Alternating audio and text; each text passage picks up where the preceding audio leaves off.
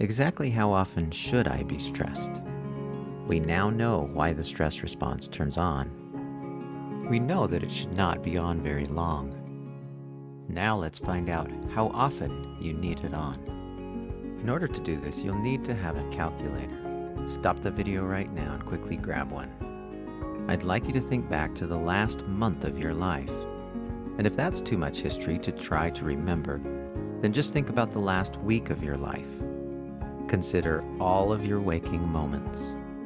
Now take a little inventory and calculate approximately how much of your previous month did you spend in situations where your life was honestly in danger.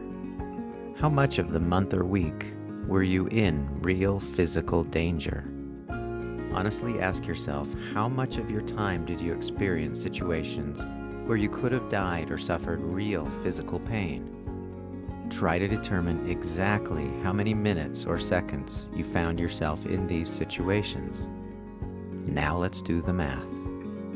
As we go through the next few slides, pause the video while you make your calculations. Take the number of minutes you were in real physical danger during the month and divide that by 43,200, which is the total number of minutes in a month. Or take the number of minutes you were in real physical danger during the week and divide that by 10,080, which is the total number of minutes in a week.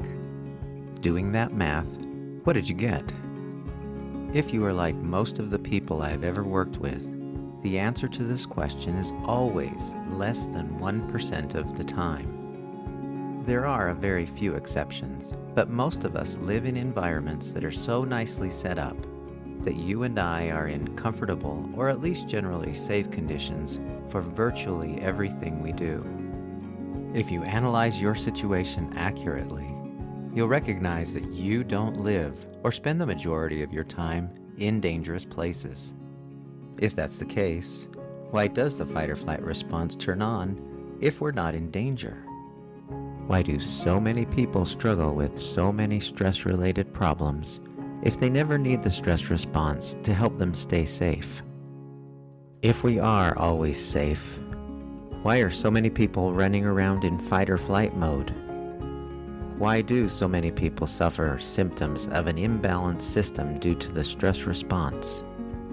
As you ponder this, keep in mind, absolutely don't forget, the only reason for activation of the stress response is to help you escape from or fight a physically dangerous situation.